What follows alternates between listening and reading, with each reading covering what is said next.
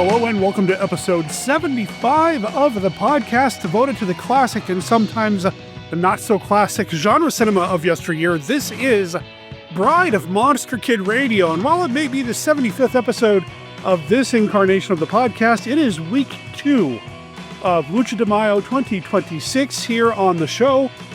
Almost every May, we take a break from looking at our monster movies and switch things into lucha gear and talk about luchador and luchador monster movies, luchador films, luchadora films, that sort of thing. And really, that's what we're doing this week as well. Last week, we kicked things off with Beth and Curse of the Crying Woman. This week, we are getting into some proper lucha action with the luchadora film, Doctor of Doom. And we are bringing back Monster Kid Radio irregular musician, fellow podcaster, author, and, well, fan of this stuff, almost as big a fan, probably a bigger fan of this stuff than I am, Robert Kelly. Robert's joining me this week to talk about Doctor of Doom. It was his choice. He picked this film, and I am excited to share this conversation with you this week here on the show. And coincidentally, a few weeks ago, maybe even more than a month ago, Jeff and Matt, Monster Kid Radio irregulars, went to a Weird Wednesday screening at the Joy Cinema where they also had a chance to see Doctor of Doom. And I've just been sitting on that recording because I knew I wanted to run it sometime this month during Lucha de Mayo 2026.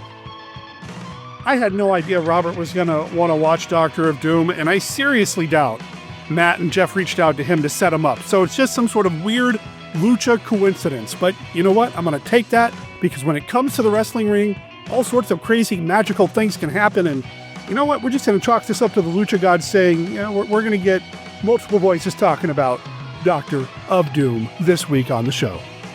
Before we get too much further, though, I need to let you know about the music that you're hearing right now.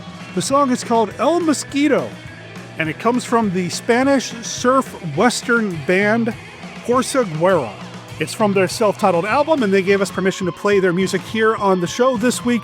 Make sure you check them out over on Bandcamp. Check out porsaguera.bandcamp.com. That is spelled Porsaguera.bandcamp.com, or follow the link in the show notes over at monsterkidradio.net, because we're going to make sure there's a link to the entire album over there. Check them out. Let them know that you heard about them here on Bride of Monster Kid Radio when you're done listening to this episode of Bride of Monster Kid Radio, because we've got this conversation in the wings with Robert Kelly. Plus, it would not be an episode of Bride of Monster Kid Radio without Mark Matsky's Beta Capsule review, looking at every single episode of every single series incarnation of Ultraman, talking about Ultraman Taro this week. We've got that coming up as well. And you know what? Why don't we just go ahead and get to that right now?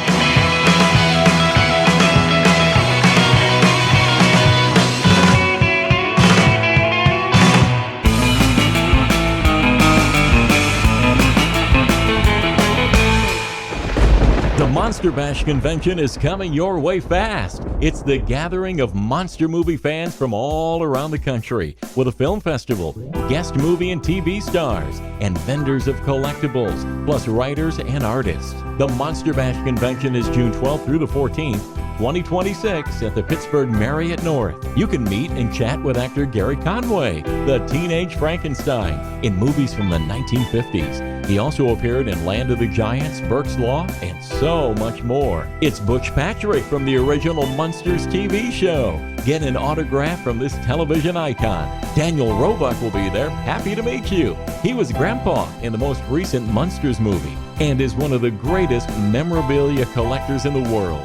Plus a director, writer, and producer of fantastic family films. Director and writer Jack Hill will appear. He was the last person to direct Boris Karloff in films, known for writing and directing the cult movie classic Spider Baby.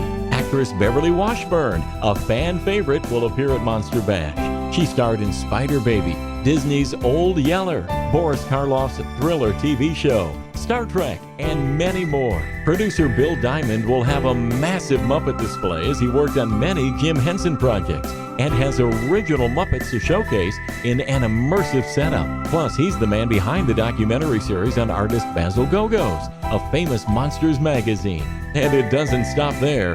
Marriott McKnight, a former Miss America, will be at Monster Bash, along with Ohio TV legendary horror host Son of Ghoul, and low-budget monster movie maker David the Rock Nelson will perform a live magic show on stage. Film Fest, movie and TV stars, wall-to-wall collectible vendors. It's Monster Bash, June 12th through the 14th, 2026 at the Pittsburgh Marriott North. Go to the website to see so much more. monsterbash.us. That's monsterbash.us. It's where monster fans converge for this super expo of entertainment.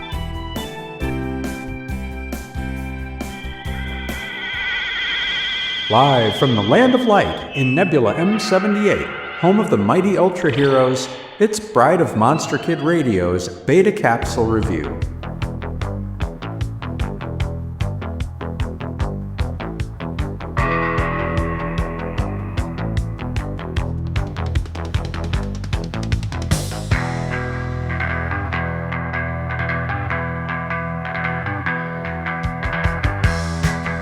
Ultraman Taro, Episode 33, 5 seconds until the big explosion of the Land of Ultra. Original air date November 16th, 1973.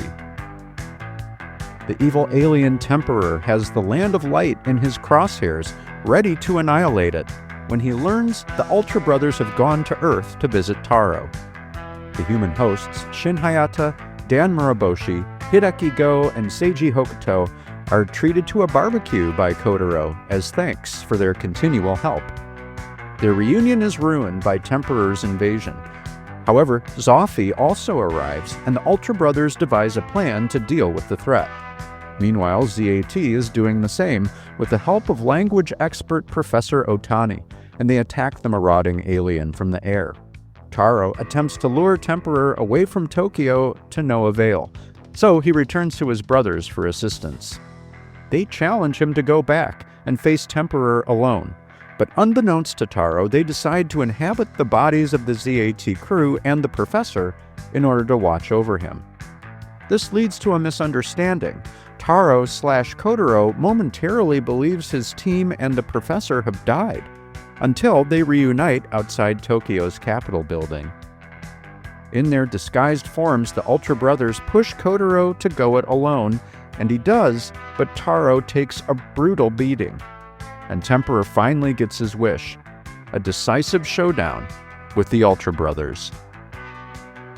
Episode 33 is an Ultra fan's dream come true, bringing back the original brothers from all the previous series, and even showing their respective transformation sequences.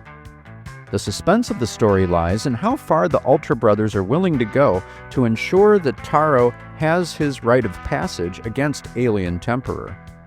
The internal squabbles are intriguing. In keeping with their temperaments, Jack and Ace impulsively want to rush to Taro's aid, while Zoffy, Ultra 7, and original Ultraman hold to a tough love approach, insisting that Taro learn to fight his own battles. For Bride of Monster Kid Radio's Beta Capsule Review, this is Mark Matsky reporting. Of Dr. M.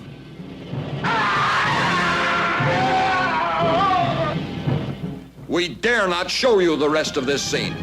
It is too shocking to watch. Black Pit of Dr. M. I'm innocent. I'm being hung for a crime that's not mine.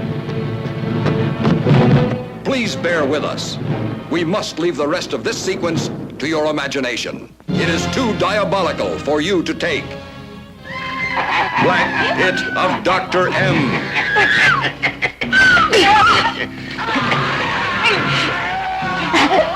We must apologize. The shocks you are missing would make your blood run cold. Not since the cabinet of Dr. Caligari has the screen been so filled with the eerie, the shocking, the incredible, the diabolical. We warn you, see it only if you can take sudden shocks, shattering terror. Black Pit of Dr. M. The Witch's Mirror. Since the beginning, witchcraft and black magic have existed. see an insane killer steal the bodies of beautiful young women from their graves.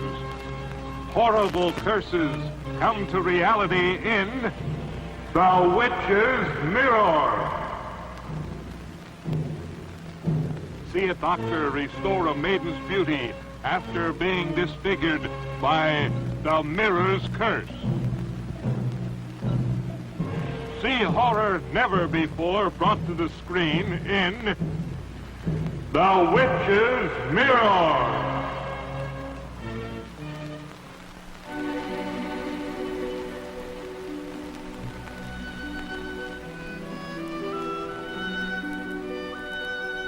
I am Dracula, and I bid you welcome to the podcast devoted to the classic, and sometimes not so classic, genre cinema of yesteryear. And I offer you this warning. Sometimes Derek and his guests get excited, and they may spoil a movie or two. You know how excited monster kids can get sometimes. If Monster Kid Radio spoils a movie for you, do not come whining to me. I cannot stand whines. Hello, Monster Kids. This is Jeff of Podcastcadia calling from the Joy Cinema and Pub, and I'm here with Matthew Rashley. And we just saw The Doctor of Doom from 1963. Now, personally, I was a little disappointed with a title like that. I expected Robert Downey Jr. You'll be getting that later. Oh, that's right. That's later this year. No, this is the American translation of a Mexican film, luchador film. We had two main female characters, luchadoras, female wrestlers, although they aren't masked wrestlers. That's right. Yeah. Like the other movies like Santo and Blue Demon, these two are not wearing masks. Yes, probably because their beauties was part of the draw for audiences. For the one character, Gloria Venus, this is the first of 3 movies with her. And then her partner, sidekick, however you want to put it, Golden Ruby, this was the first of 4 movies that character was in. That's right. That's actress Lorena Velasquez and Elizabeth Campbell, respectively. Yep. They also worked with Renee Cardona, who's the director of the film, and all 3 of them worked together on a few pictures. Yeah, I saw they had other shared credits with different characters. So, quick plot. Gloria Venus's sister is a scientist. She is abducted and used by the titular Doctor of Doom, although he's never called the Doctor of Doom in the movie. He's called the Mad Doctor, the Mad Scientist. Anyway, this guy wants to perfect human brain transplants and tries to use Gloria's sister, and it's a failure. Gloria's sister dies. The only successful brain transplant this guy has done is putting a gorilla's brain into a human male body, which has subsequently mutated a bit. Gomar. Gomar. One thing I love about luchador movies is that all of the henchmen and goons and ape men are these very jacked wrestlers. So they look the part. Yeah. Both from camera angles and sometimes the use of masks, they did a pretty good job of hiding who the Mad Doctor was. Although, personally, I thought it was obviously who it was going to be. It was Gloria's sister's boss, Professor Ruiz? Yes. Who claimed to be turned off by violence and was not a fan of wrestling. Yeah. None of that turned out to be true. Eventually, his assistant is arrested. He kills his assistant secretly with a real Bond villain kind of weapon that fires a needle. And then at that point, all he wants is revenge on Gloria. And to do that, he abducts another female wrestler, transfers Gomar's brain now into this female wrestler's body, and gives her a new name, Vendetta, which, considering what he wanted Vendetta to do, is an amazing choice of name. And great mask. And a great mask. We get some great wrestling between Vendetta, who I think was an actual luchador playing Vendetta. Our 2 main leads do some moves, but most of the time when you see the wrestling going on, it's substituting real wrestlers for the lead actresses. Yeah, I've read accounts where the lead actresses both pushed for real professional women wrestlers to do the wrestling. And one thing that is impressive is that in 1963, those women wrestlers get their names in the credits, in the opening credits, which is really impressive. This movie is forward-thinking in that regard, where you have these professional women wrestlers getting credit. You also have two women as leads who end up saving the police officers a few times and get to be real heroes. And it's really impressive for Mexican cinema, especially of this time period, early 60s. Even for American cinema. True. And this movie does pass the Bechdel test. However, there is still a lot of misogyny in this movie. True. Which, for the time, not terribly surprising. Like Matt said, it's amazing that the female leads got to be as dynamic and heroic as they were. And they really were. It was really awesome. I especially liked Golden Ruby. I thought she was terrific. Of course, I also have a thing for pale skin redheads. Even in black and white. Even in black and white. Wow. Yeah.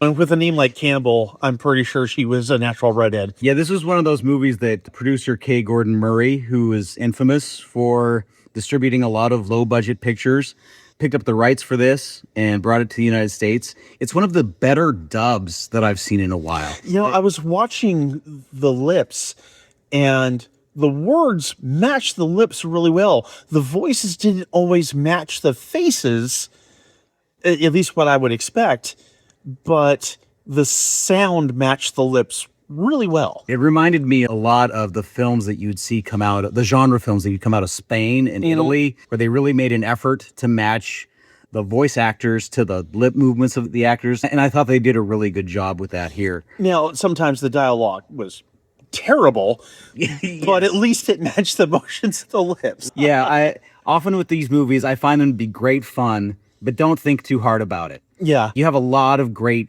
camp and surrealism, having a mad doctor on a mission, regardless of the consequences, having some police officers who are there for comic relief. Especially the sidekick. Yes. The 5-foot dynamo. Something like that. Yeah. The little hero. Yeah, because Golden Ruby falls for the sidekick, which I thought was really funny. And he was great. I'm sure he's been in other things. I'll have to do more research to find out more about him. And he was actually a capable fighter when it came to it, but still pretty funny, especially compared to his lantern-jawed partner, Captain Henderson. Yeah, I don't recall the name. Yeah. The Henderson stuck out to me because it reminded me of Inspector Henderson from Superman. Oh, excellent. Yes. Yeah. Probably just a coincidence. Anyway, this was fun. I imagine for a 1963 audience, the action in particular and the wrestling would appeal to the younger viewers, and having the luchadoras in their, for the time, skin-tight outfits probably appealed a lot to the dads. Yes, for sure. A lot of the lucha cinema really they tried to go for a really broad appeal. They tried to have a little bit of everything in there for everybody. Yeah. And I agree with you completely. One thing that's tough with a lot of these movies is that there's not a lot of great documentation, but one book that I really recommend if you are interested in luchador cinema is The Mexican Masked Wrestler and Monster Filmography by Robert Michael Bob Cotter. He does a great job of cataloging all these obscure films, and it's a great way to get more information about pictures like Doctor of Doom. Okay, I know Jeff wants us to get out of here pretty soon, so this isn't going to be a lengthy discussion, but I'm glad I saw it. I'm glad you were able to make it, Matt. I'm happy to see it with you. It's a real treat. Yeah, in case we didn't mention, we're here for Weird Wednesday. This was a Weird Wednesday showing, and it was a lot of fun. Yeah, if you get a chance, if you're in the Tigard, Oregon area, and there's a Weird Wednesday at the Joy Cinema, check it out. Oh, yeah. It's not like any other show you'll see in town. And a special thanks to Jeff Punk Rock Martin, who keeps this place going and provides a great place to get some entertainment. Absolutely. We sure appreciate it. So in the meantime, this is Jeff and Matt, and we're reporting in for Bride of Monster Kid Radio, and we hope you all have a great day. Week 2 of Lucha de Mayo 2026, and I know we didn't talk about a luchador movie technically last week, although it was a great episode. I had a really good time talking about The Curse of the Crying Woman with Beth. I can't let this month go by without getting in the ring, and I would love to get in the ring with a couple of luchadoras and my friend Robert Kelly this week on the show. How you doing, man? I'm doing great, Derek. It's great to be here as usual. Man, we got some luchadora action to talk about this week. But before we get into Doctor of Doom from 1963, catch us up, man. What's going on with you? As some of your listeners may know, going back a few years, I am the once and future podcast host behind Record All Monsters. I say once and future because it has been some time since an episode has been out.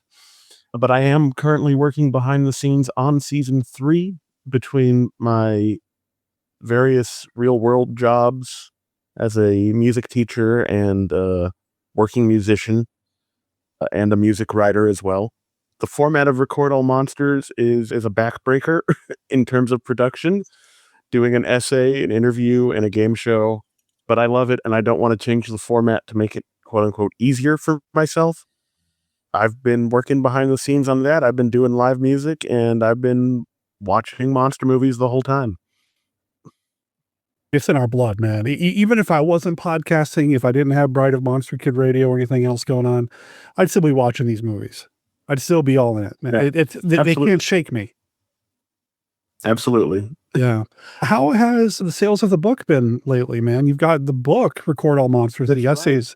Yeah. And I'll make sure there's a link in the show notes to that. But how's that been going? The book is doing pretty well. I get a monthly check from Amazon for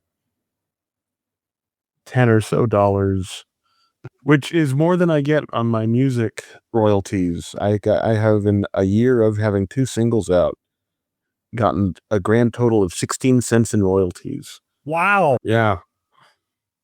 Buy physical media where you can, folks. Buy direct from the artist. Yes. Please do.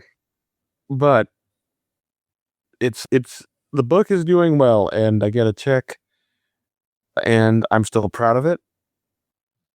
And you can buy it if you want. Record All Monsters, the book of essays from the podcast. Like I said, I'll make sure there's a link in the show notes, and I'll probably sneak it into my Amazon affiliate link. So if you pick it up through that, not only are you helping Robert out, you help me out too. And you don't take any money out of Robert's pocket when doing that. You take the money out of Jeff Bezos' pocket, puts it in mine while Robert gets his cut. Yeah, that's right, Derek. Yeah, that's exactly how it works. That's right. And I think Bezos is good. I think he's pretty much set. I think he's making more than 16 cents off of his various projects. So yeah, help Robert out and help us out too. When you're done listening to this episode, of course, because we're going to get into some luchadora action, because we've got a movie from 1963. The American title is Doctor of Doom. I cannot roll my R's, so I will screw up the Spanish language, the Mexican title of the film. Las luchadores contra el médico asesino. Which just sounds all kinds of sexy. Thank you. And that translates to the wrestling women versus the murderous doctor. Yeah, asesino. That's just a cool word. Just asesino is cool. Yeah, it is. Yeah.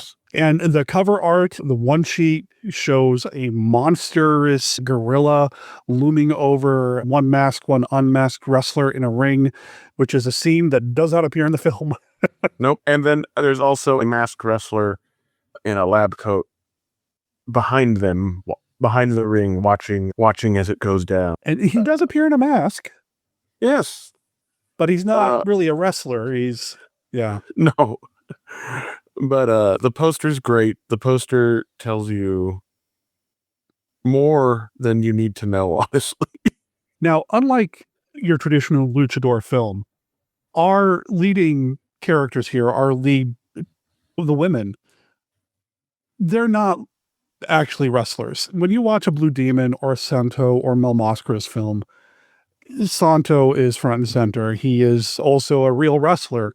Whereas in this film, that's not exactly the case. We are in a situation where we've got some wonderful actresses cast as the wrestlers, but some of the wrestling scenes, they had doubles. And you can tell upon rewatching, maybe on your first watch, You can tell when they swapped them out. I'm surprised they didn't put them in masks to make their identity hiding even easier. Yeah, it was. So this actually was my first time in a long time watching this, and Same. I remember that I have watched it. I do not remember when I did, because a few years ago, and I think I told you that I, sight unseen, purchased the Blu-ray for Night of the Bloody Apes, which is a movie that had been legendary to me as a casual, at the time, in previous times, casual cult movie fan. And when I finally saw it, I was like, oh no, it's not really even fun bad, and for a lot of it. It's like the first half hour is like everything you could ever want it to be, and then it just gets but Doctor of Doom came on the same disc as an extra. Yeah. And as far as I know, it's the only way to get Doctor of Doom on Blu-ray. But I remembered, I was like, oh, I'll probably resell this. And then I was like, but I like Doctor of Doom. So I kept it, and I still have it. And I still periodically think, when did I watch Doctor of Doom that I knew I liked it to keep this? But this is the first time I've actually watched it on the disc, and it looks gorgeous. My God, it's great. The first time I watched it was the Something Weird video release that came out, oh man, early 2000s. Yeah. And it was a double feature disc with Wrestling Women versus the Aztec Mummy. And I watched them back to back, and I think I like this one. I like this one better than the other one. This one is just so good, so fun. The other one's good too. Night of the Bloody Apes is notorious for, a lot of people say it's not that great. I don't know if I have any memory of watching it, even though I know I have and I own it. It's notorious, though, also for having a lot of blood and gore inserted into it when the American distribution company got a hold of it. Yeah. And for that reason, I will never show it on the stream. And I don't know if we'll ever talk about it here on the show or not, but it's a loose remake almost in some ways of Doctor Doom. But it has the same actor playing the same monster in almost the exact same makeup. It's I guess because I came to this movie through Night of the Bloody Apes, it's impossible for me to not connect them. Sure. But if people listening haven't heard of Night of the Bloody Apes, that's not even its real title. The U.S. distributors picked up this Mexican horror movie that was a loose remake of Doctor of Doom that was called The Horrible Human Beast. And they added in a bunch of extra gore, like an actual open heart surgery scene. Yeah. And they took all the nude scenes that they had filmed for the European market, which was common for Mexican horror movies to do at the time. And they, instead of picking some of them, as most European distributors would have done, they put in all of them. So your mileage may vary on that, but I had heard of it as this legendary bad movie, almost. Like I said, I know I've seen it, but I don't have any real memory of it other than, hey, there's a heart transplant scene and it's real footage. Why? So, yeah. And like I said, it's tied to this movie for me, but this isn't. I'm much more excited about owning Doctor of Doom. Yes. Yeah. Which is so much unqualified fun. I have so many qualifiers for so many movies. This Doctor of Doom needs none of them. And another example of why I really miss living in the Pacific Northwest, a while back, contributors Monster Kid Radio Irregulars, Matt and Jeff, went to a Weird Wednesday screening at the Joy Cinema, and they were showing Doctor of Doom, and they recorded their reaction to it. So they told us a little bit about the plot and kind of broke it down a little bit, but they also, and you listeners have already heard it, Robert's not heard it yet, listeners have already heard it because I've already played their conversation earlier in this episode. They had a grand time with it too. is what I'm getting at. And it's a fun movie. It's really just a joyful romp. It's not deep. It's not heavy. Matt and Jeff did point out that, yeah, maybe there's a little bit of misogyny here and there, but it's of the time. But it does pass the Bechdel test, like they said. You got two strong women kind of leading the charge here and getting involved. And they're the competent characters. They are saving the policeman from the obvious trap, and which is actually something I think in a lot of luchador movies is the case. I remember Santo and Blue Demon versus Dracula and the Werewolf. As we all do. We always remember that movie. Yeah. Always. Never forget. And Santo's forklift certified girlfriend saves them a couple of times. Like, Yep. Oh, man. For sure. And I will say that the very, very end, the day is not saved by the luchadores. The police do get involved, but all the way up until that point, yeah, they're the competent ones. There's even a little scene played for a cheeky laugh or whatever, not involving the police, but the wrestling women, where they're working out in a gym, and one of the male, either wrestlers or bodybuilders or whatever, comes over to try to take some of their equipment to do his own workout, and they just pile on him and literally, and put him in his place, and it's great. It's a lot of fun. It's terrific. There's nothing about this movie I don't love. Even when they use the wrestling doubles, there's one of the fights, the double is wearing a wig to match our leading actress. Yep. Who's playing a character named Gloria Venus. Gloria Venus. Yep. And Gloria Venus has a very mod 60s haircut. And they have this other shorter woman wearing a wig of that haircut that is barely holding on through the wrestling match. And it's wonderful. It's absolutely glorious. Yeah. And it's Lorena Velasquez we're talking about is Gloria Venus when she's not actually wrestling. And she's been on the show before, I'm sure, because she's done a number of Mexican horror movies and luchador films. She's appeared with Santo. So yeah, she's definitely earned her place in the ring as far as I'm concerned. Yeah, and as Gloria Venus, she was the lead in 3 of the 5 or 4 of the 5? Yeah. Wrestling women movies? Exactly. And she does some wrestling in the movie, and she sells really well. Yes, she does. Yes, she does. And also give it up to the real wrestlers who are facing her, because they're also, so much of their performance helps her performance, and they're not being egotistical at all. They're helping make it believable where they can. Exactly. Yeah. The other luchadora, played by Elizabeth Campbell, who, and again, I know Matt and Jeff talked a little bit about this. She is an American actress, and she ended up doing a number of these movies as well as Golden Ruby, and appeared in a number of these flicks as well. She was in the follow-up, The Wrestling Women versus the Aztec Mummy. She was in The Panther Woman, and she did a number of other films as well down in Mexico, which is great. She's really good.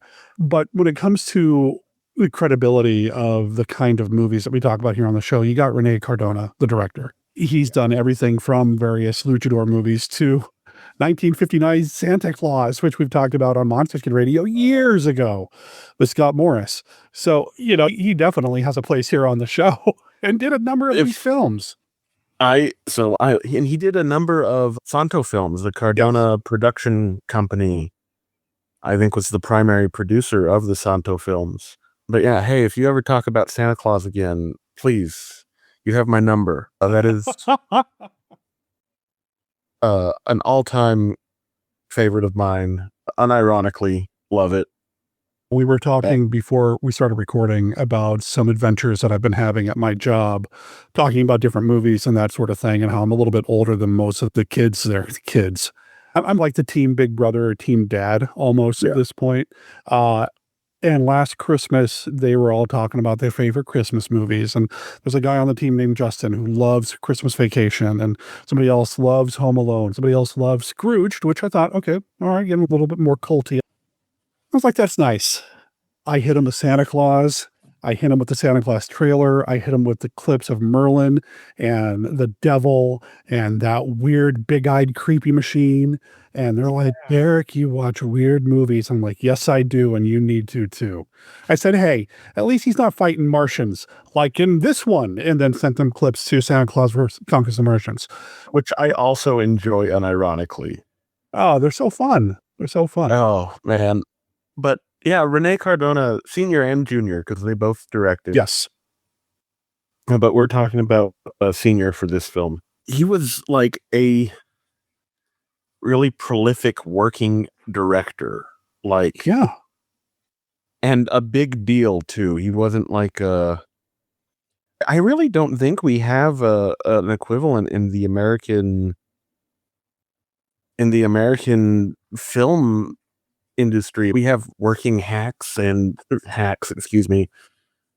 auteurs. Sure. I guess maybe someone like Ron Howard, who you know it's going to be really solid and doesn't have trash. Ron Howard is always going to make a good, respectable movie, even if he may or may not have a notable style. Yeah. And I think that's probably Cardona won the Mexican equivalent of the Oscar several times. Okay. I believe. I may be wrong. I took that from the David Willett documentary video essay on the Blu-ray. Okay. So if I misheard it, my fault.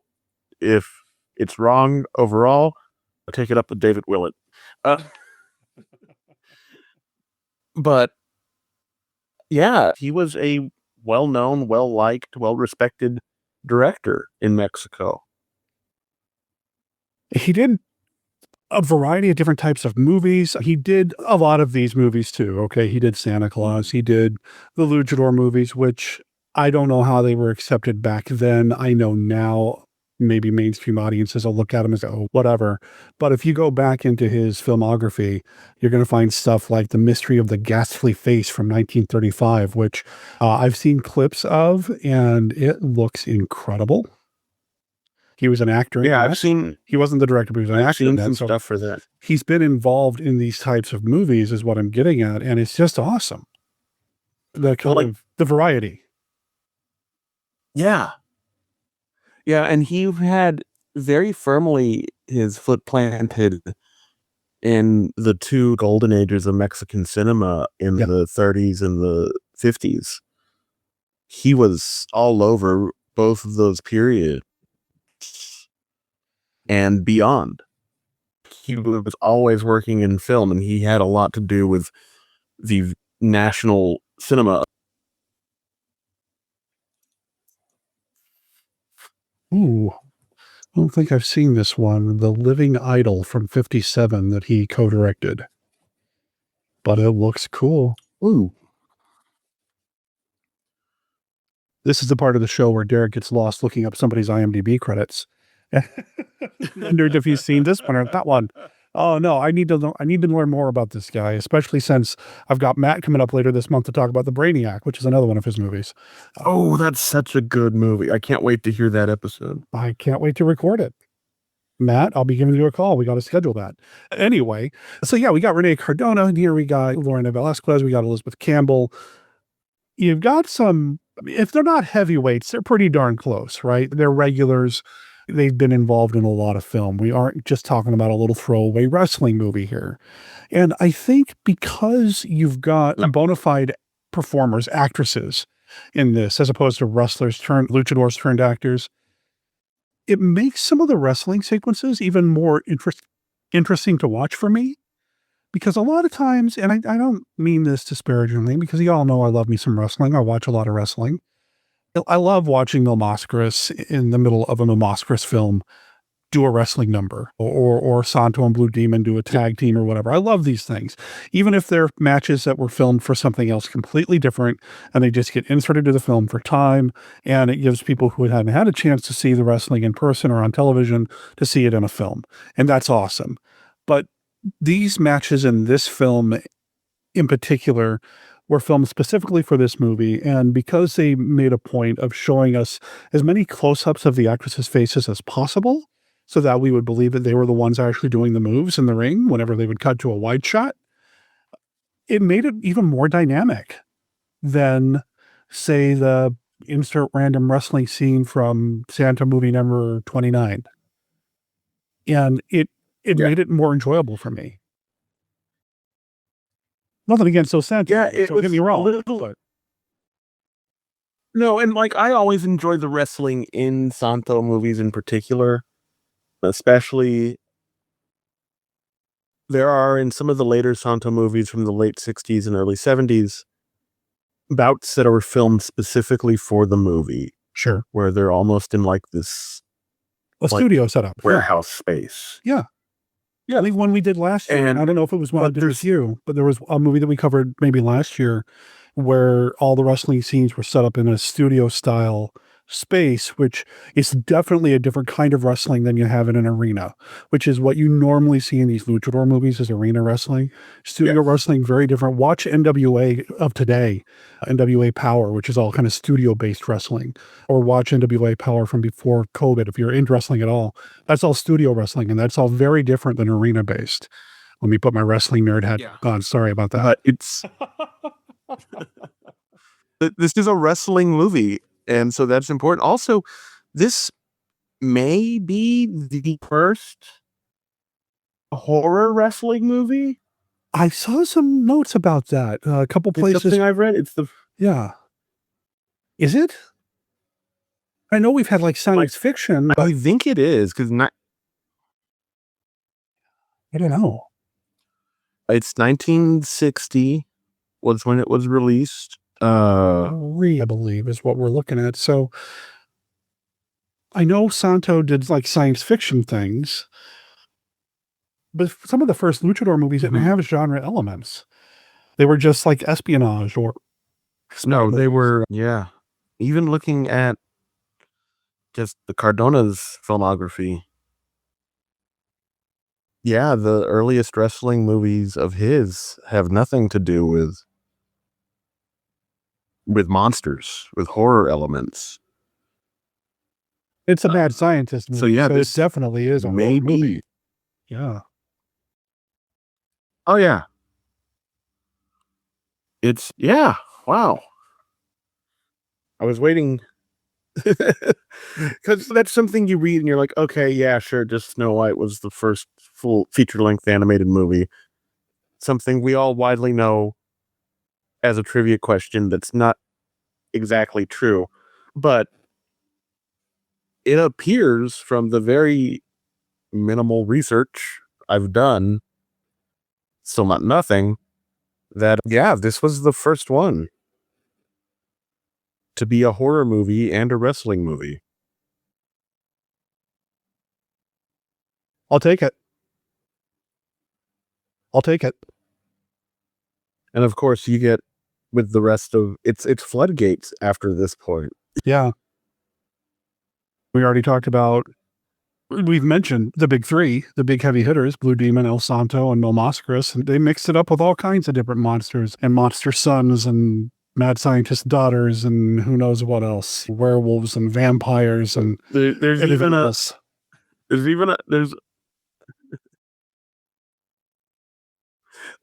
a Santo and Blue Demon movie that's just called Santo and Blue Demon versus the Monsters. It's brilliant. Throw them all in there.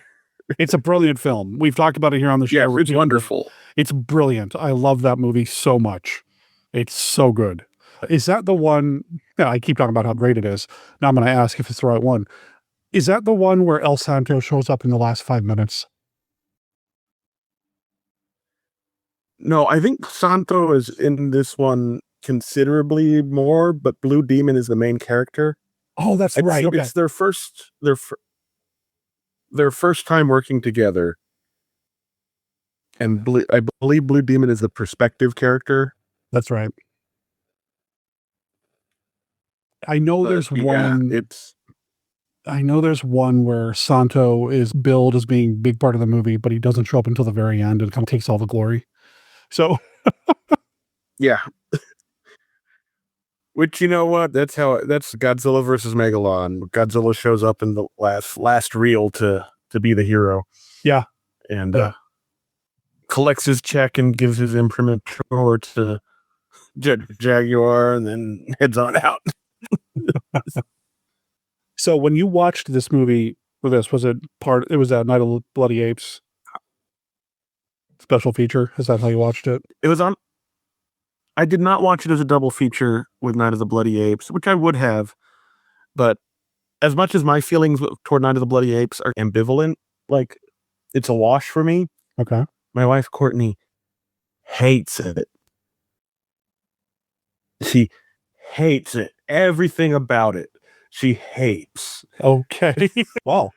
So I didn't even put it on in the office and then be like, hey, I'm just going to be in here watching a movie you don't care for.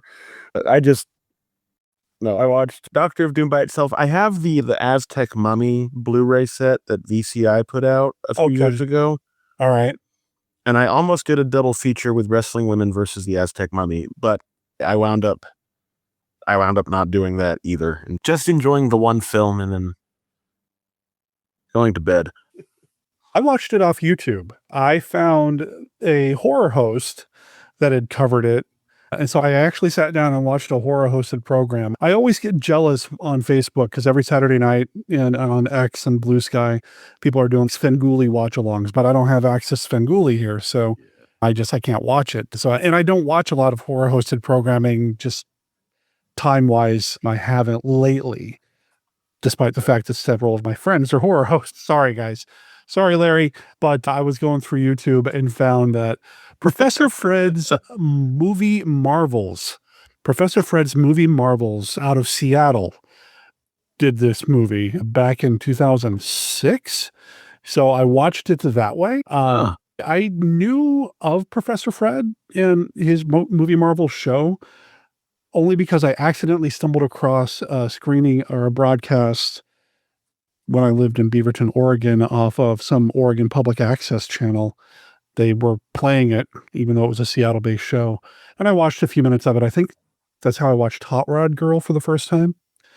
But I'd never sat down to watch like a horror movie with him. And so I watched his presentation. It was fun to watch a horror-hosted show. Again, it's been way too long since I've kind of spent a lot of time in that realm. Again, sorry, Larry. Sorry, Penny. I know I should be watching your stuff too. But so I watched it that way. It ran a little over 2 hours, about 2 hours with the horror hosted bits and all that. And Professor Fred actually teaches college in Seattle. He presents in a graduation cap and a gown and all that. And he's kind of doing his thing and gives you little quizzes. Okay, students, here's a quiz about this guy or that guy. And then, it's a cute presentation, a public access show. But I watched it that way. And because it was that way, it was the K. Gordon Murray dub. I don't know if I have ever seen or have access to the Spanish language version. I have only seen the K. Gordon Murray dub, who also, by the way, produced the dub of Santa Claus. Yep. But I don't know that the original Medico Assassino one is available in the U.S. readily. I haven't seen it really anywhere. Yeah, I haven't really looked. I've looked a little bit. Being in Texas, you go to a flea market, there's lots of gray market Blu-rays and DVDs of Mexican films. And I have not seen that one in particular there. Okay. One thing I did learn from Professor Fred is that at one point this did get a new title for a particular release called Rock and Roll Wrestling Women versus the Aztec Ape. And I would love to see that version of this movie. Yeah, apparently it's a new like rockabilly soundtrack. Oh, that would be so fun because that's just a couple steps away from my surf music. So yeah, I'm all in. Yep, and just the title, the rock and roll wrestling women versus the Aztec ape. If I were to get into, there is a vibrant local wrestling scene around here. If I were to get into that, I think the Aztec ape might be a good gimmick for you, huh? a good gimmick, yeah. Eh. But there is currently wrestling hat coming off again. I watch Mystery Wrestling, which is a comedy wrestling promotion out of Canada, produced by Evil Uno of the Dark Order. And I just watched a match featuring not Kevin Nash, but Kevin Nashquatch. So there is room in LA for a wrestler in a gorilla suit. I'm just saying. okay, man. Like, I knew it was a good idea, but It's proven now. It's been tried and tested. yeah, I gotta get into that. No, I physically, I'm not anywhere near how I could be. No, I don't. No. Although I do have this weird fantasy of being put through a table. I would love to be put through a table. I know that sounds ridiculous because I'm sure it'll hurt and I'll probably break or dislocate at least two things. But I want to be put through a table so bad. Oh, that would be that. I feel like of all the wrestling stunts you could do, that would be one of the most fun ones. Yes. Because like, Wow. that would be a fun one to do. I would not want to get hit with a chair because there's no give to that. No, not at all. Not at all. Nobody goes for a table, and I don't think anybody gets hit with a chair in this movie, but there is some wrestling. But most of it's in the ring. Nobody gets hit with a chair. Most of it's in the ring, but nobody gets hit with a chair, but there is a chair stuck to the wall of the ape Gomar's enclosure. I noticed that there's a chair on the wall. The first time the Mad Doctor goes down and we see Gomar for the first time, there is a chair just on the wall, and my guess was it was thrown in, like shown to be thrown into the wall because there are loose chairs stacked like on crates and stuff all over the place. But there is one chair that is just in the wall. That's weird. Yeah, I spent more time than I should have wondering what that was supposed to indicate to us. So let's talk about Gomar a little bit. Happily. He's one of my favorite. He's supposed to be an ape man, but I don't know how ape man he really is. He looks nothing like he does on the movie poster, on the one sheet. No. Absolutely not. This guy, Gomar, he's played by a character actor who is a former wrestler from Mexico. And I have his name here. So. I'm going to let you pronounce it because it's probably got a rolling R. It does in the last name. Let me get my notes. AKA the pamphlet from the VCI Blu-ray. Ah, yes. Gerardo Zapata. And he's a former wrestler? Yes, he wrestled as Gerardo El Romano. Oh, okay then. And he was nicknamed Tiny. Jeez, okay. But he had a whole mini career playing ape man in Mexican horror movies with basically this same makeup. He essentially reprises the role in Night of the Bloody Apes. Sure. He is both Frankenstein monsters in Santo versus Frankenstein's daughter, which Ursus in that, so close to my heart, dear to my heart, is Ursus. And his friendship with El Santo at the end of the movie, fighting evil. There need to be more movies where marquee characters team up with the Frankenstein monster to fight evil. But yeah, he was in all sorts of stuff. He was even one of the bandits in El Topo. He was in, he was in a lot of stuff. Okay. But he also had this mini career playing ape men. He was also, when the original Aztec mummy actor quit, he took over the role and he fought the wrestling women in Wrestling Women versus the Aztec Mummy. Okay. And he worked right up until his death, pretty much. He died in 2013. And he was in films and TV until 2004. Okay. But yeah, Gomar. Incredible acting. I do wish he had more to do with the finale. They move his brain into a female wrestler, and he just kind of disappears after that.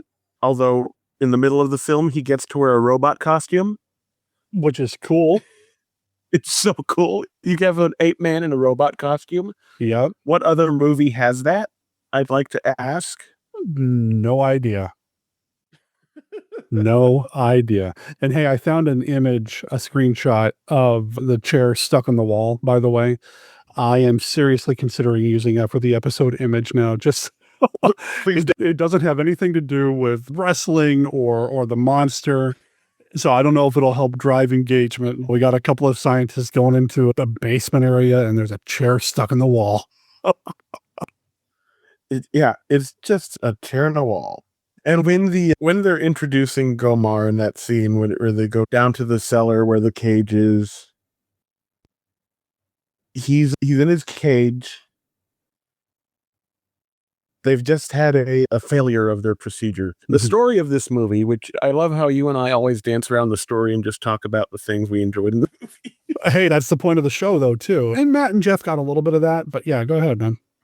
There's women are disappearing on the streets of in the K. Gordon Murray version somewhere in America. It's definitely in America. The K. Gordon Murray version. But people are disappearing. Women are disappearing. And they're finding their bodies without their brains. So they know this is medical in nature. So they've called whoever's killing them the Mad Doctor. And we find the Mad Doctor after post-surgery complaining about how these women are too dumb, essentially, for their brains to work for whatever he's doing. And they go down to the basement to gloat over his greatest success, putting the brain of a gorilla into a man's body. And that's Gomar. And he's just eating raw sides of meat in a cage. In the basement. Why not? Why not? I apologize, listeners, because I'm going to get wrestling nerdy again here. One of my favorite wrestling promotions in the past decade or so was Lucha Underground. And there are rumors that's coming back. But anyway, Lucha Underground was one half wrestling show, one half telenovela. Basically, there were a lot of non-wrestling sequences and storylines happening, and one of them was that the person who ran the promotion kept his monster wrestler heel locked up, either underneath or behind the temple or whatever. And so when I see a movie like this, and I see that especially for a Mexican horror movie, and they've got the monster chained up somewhere, I just can't help but think, yep, that guy's going to wrestle. Because I think Big Bag Monster being kept in a cage somewhere, usually starved or fed a very restricted diet, so he's really aggressive when he gets in the ring. The reality of those worlds are just so weird and wonderful to me. So yeah, I was expecting Gomar to get in the ring in this. And technically, I guess he does. His brain gets into the wrestling. But he's put into the body of a female wrestler named Vendetta. Yep, which is a great name.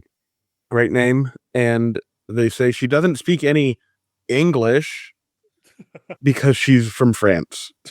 Sure. So they have the mad scientist whose identity has been a secret until very recently at this point in the film. But if you're watching the movie, you figured it out. If you're watching 20 minutes. Yeah. If you're not watching the movie, if you're scrolling your phone and you have the movie on, you will figure it out. Yeah. But he is acting as her handler. And he's the one that puts on the mask that you see on the one sheet. If you look real close on some versions of the one sheet, you can make out he is holding a syringe. So you can holding a syringe. Yeah. So wearing a doctor smock, like he's which is a great look. It really is. It really is. The whole thing is like the aesthetics of this movie are beautiful, wonderful. I love them so much. There's nothing in this movie I don't feel that way about, though. Okay. It's a fun film, man. It really is. It's a fun film. It's a fun ride. And this is one of the reasons why, and oh man, I don't want this to turn into I don't like horror host things, because I do love horror hosts. Don't get me wrong. Consider doing it myself. But sometimes when a horror host interrupts a movie to do their shtick, I'm like, yeah, get back to the movie. Yeah. And that happens sometimes. I did feel that way a little bit with Professor Fred. This is cute. But they were about to start wrestling, man. Come on, dude. So I think we talked about this last week, but to me, the wrestling is a benefit and an essential part of these movies. And I know a lot of people find the wrestling tedious. I know that was a running joke on Mystery Science Theater when they would do when they did the Santo versus the Vampire Women. Yeah. But I think the wrestling adds a lot besides runtime padding. I think it adds a lot of it's important to the story because this is their occupation. Like, yeah, they're public figures and they're in the public eye. And when their private life starts to intrude on it, it affects the match. And that's part of their character. And I think that's something that's really important. And in this one, especially because the inciting incident is Gloria Venus's sister is murdered by the Mad Doctor. Exactly. Yeah. And then she meets Golden Ruby and they become best friends. But she's in that place of wanting to welcome someone because her sister is dead. She's in that place of trying to solve these murders alongside the police because her sister is dead. And of course you want to see how that affects a character's professional life, right? Like, the wrestling is always, to me, one of the most important and entertaining parts of these movies. I love watching wrestling in general. And so seeing these wrestling matches, and like you said, in these with the luchadoras, they are, because they have the women in the ring trying to match the actresses, this is something that has been filmed for this. This is not a random Fall Santo fought 2 years ago. Exactly. This was made for this, and that's exciting to an extent. And I think, to me anyway. For me too. And I think that might be part of the reason why I feel like its immediate follow-up, the Wrestling Woman versus the Aztec Mummy, falls a little short for me. It's still enjoyable, but it relies a lot on pulling in stock footage from this film. Yes. And then you start running into that. They're just reusing footage and that sort of thing. It doesn't feel as, what's the word I'm looking for, bespoke as the wrestling matches in Doctor of Doom do. Yeah. And it's a fun movie. It really is. I had a blast watching it. And like I said, I've seen it before. I just don't remember when, or it was before I started keeping track of all the movies that I watch. I've got a master Google spreadsheet going back several years of all the movies that I watch, because I find it helpful at the end of the year to realize how much time I've lost watching movies. Hashtag sarcasm. See, I do that on Letterboxd. And I get it in my head that I should do Letterboxd, but then I do it for 2 months and then I forget about it. I'm even worse about Flickchart. But anyway, so I have watched this before, and I remember thinking this was the stronger of the two. And it still holds up for me. It is such a fun ride, and the wrestling's fun. The stuff with the women and the relationships with the women. I think you started to touch on it a little bit. Yeah.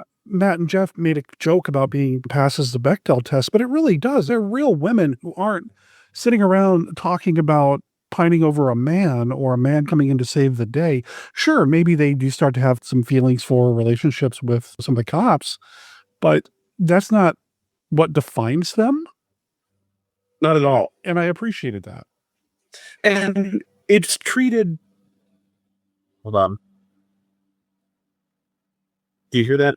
I do, but that's all right. It'll filter out. It's treated as the romance between the wrestling women and the policeman is treated as totally secondary and almost totally as a humor.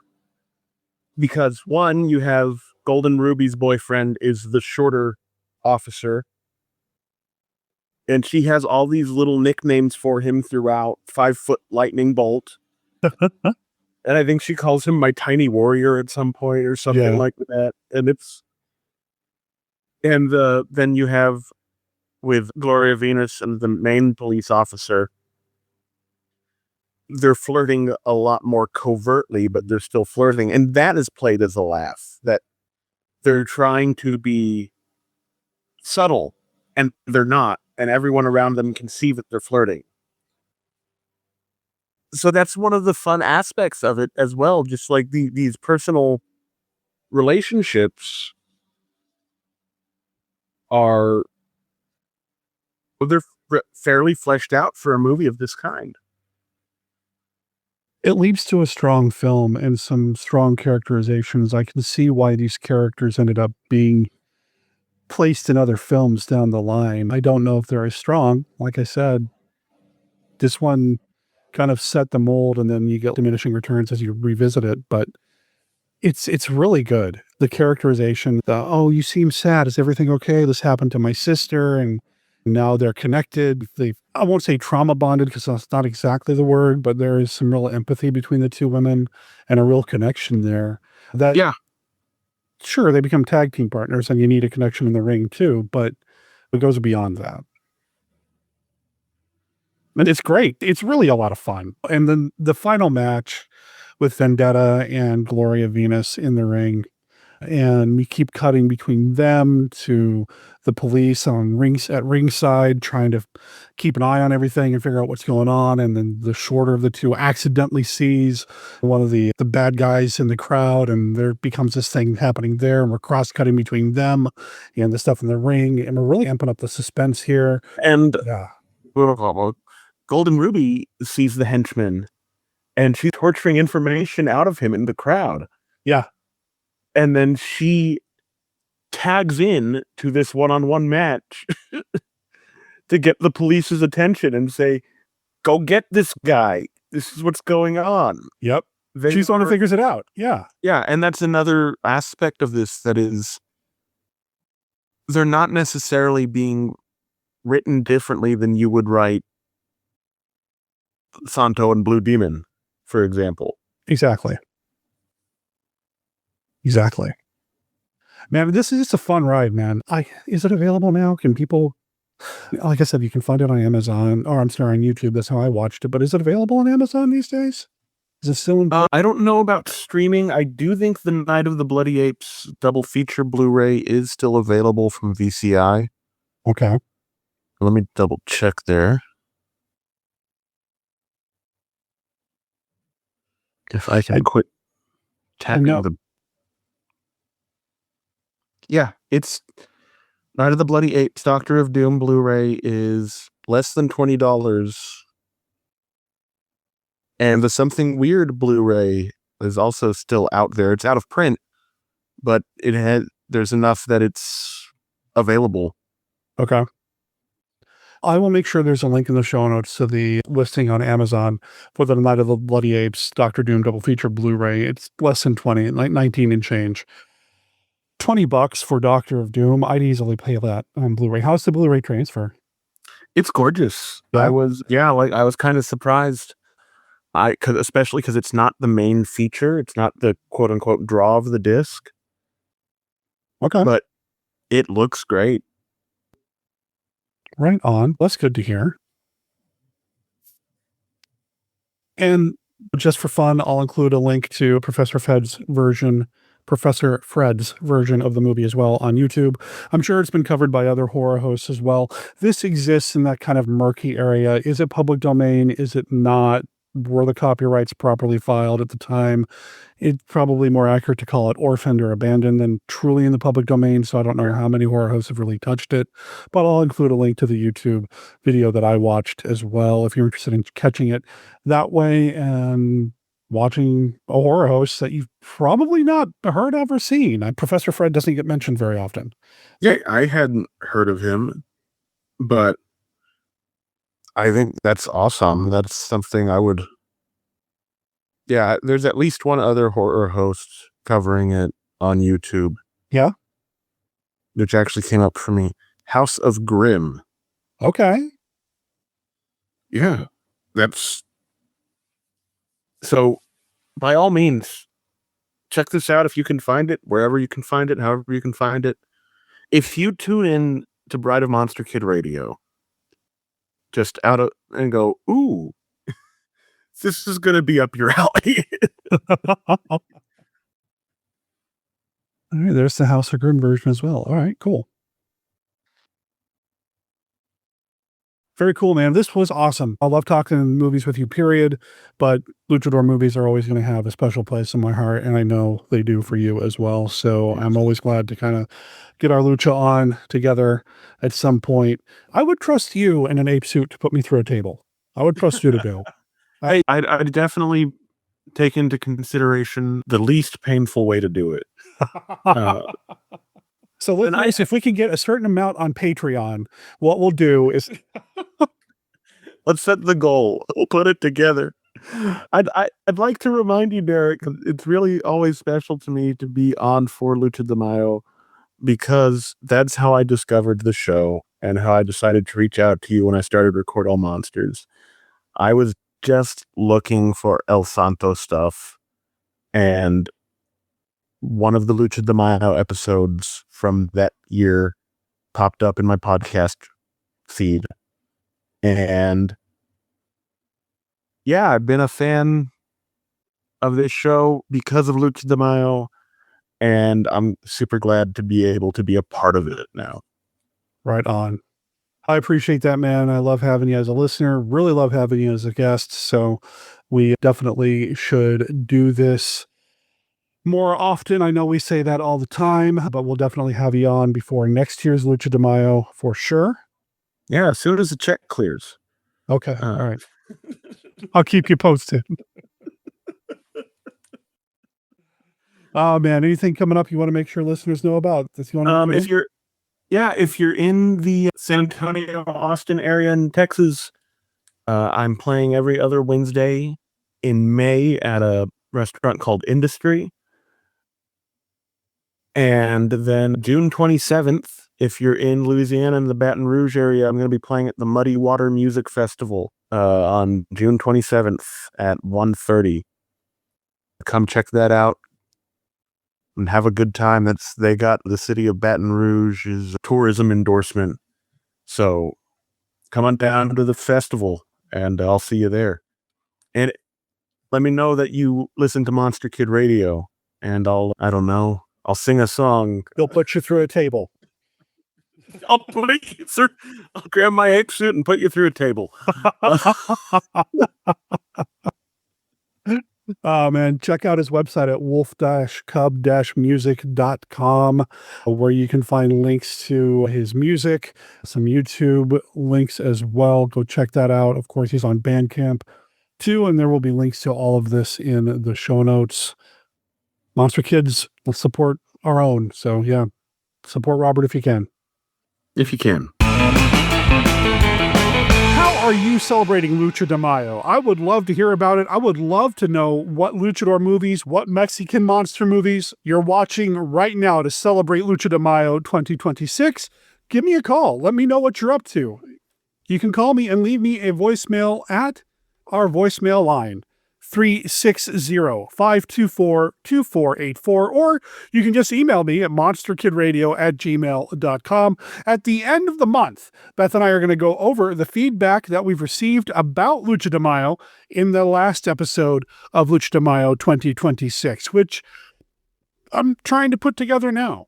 Now, I do know what's coming up in next week's episode of Bride of Monster Kid Radio. What's happening in week 3 of Lucha de Mayo 2026? How many more times am I going to say the phrase Lucha de Mayo on the show?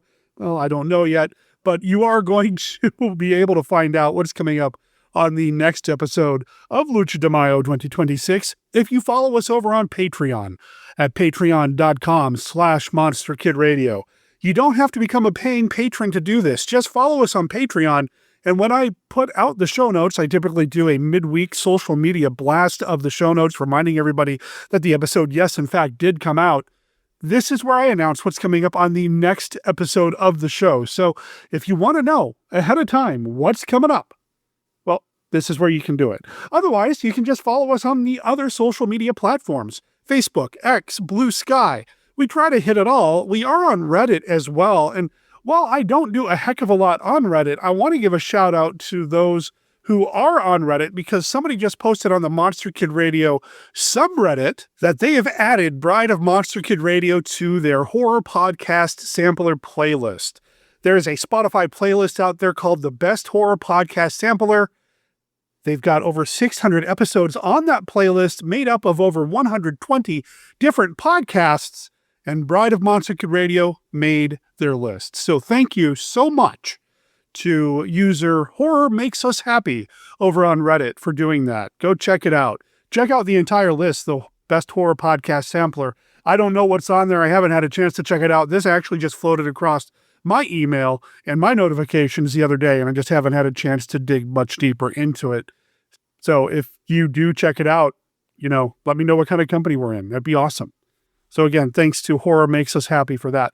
And what the heck, I'll make sure there's a link to that in the show notes as well over at monsterkidradio.net. This is where you're going to want to go to find everything you need to know about what we do here for the show. I made that kind of rhyme. That actually was intentional at the end, and it sounded a little forced, but really, this is where you're going to want to go to find out about Bride of Monster Kid Radio. You're going to find links to the band. You're going to find links to what Robert's up to. You're going to find links to that Amazon affiliate link where you can pick up the double feature of Doctor of Doom and Night of the Bloody Apes. You're just going to find everything over there, as well as our contact information. And again, that is monsterkidradio@gmail.com or our voicemail line, which is 360-524-2484. Please feel free to reach out to us about anything, really. But again, Lucha de Mayo stuff. We want to know what you're up to. Let me know how you're getting your lucha on this month. And before we wrap up this week, I want to give a special shout out and congratulations to all the winners and runners-ups and honorable mentions at the Rondo Hatton Classic Horror Movie Awards. The winners have been announced. And you know what? The ballot was packed. The ballot was stacked. There were some really just hard choices on the ballot to make. And really, if you made the ballot, you're a winner because you got some attention from this monster kid right here. Because I used that ballot as like a checklist of all the cool stuff that I might have missed in the previous years when it comes to monster kiddom.